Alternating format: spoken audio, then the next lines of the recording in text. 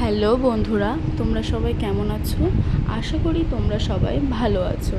তো আজকে আমি বানাতে চলেছি পেঁয়াজি। তো চলো শুরু করা যাক। প্রথমে নিয়ে নেব পেঁয়াজ কুচি, লঙ্কা কুচি এবং আদা রসুন পেস্ট। এগুলোকে প্রথমেই মিশিয়ে নেব।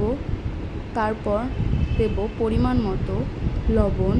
এরপর দেব কিছুটা বেকিং পাউডার, যেটা দিয়ে পেঁয়াজিটা একটু ক্রিস্পি হবে।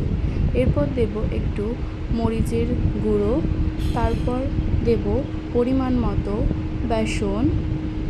বেসনটাকে পেঁয়াজ কুচি, লঙ্কা কুচি, আদা রসুন বাটার সাথে মিশিয়ে নেব ভালো মতো। মেশানোর পর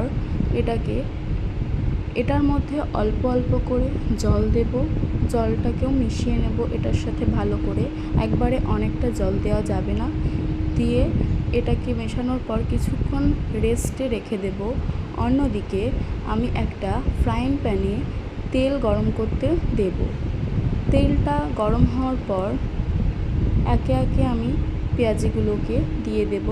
যার যেমন শেপ দরকার সে তেমন শেপের দেবে। এরপর এগুলোকে লাল লাল হওয়া, মিডিয়াম ফ্লেমে রেখে এগুলোকে লাল লাল হওয়া পর্যন্ত ওয়েট করে নেব।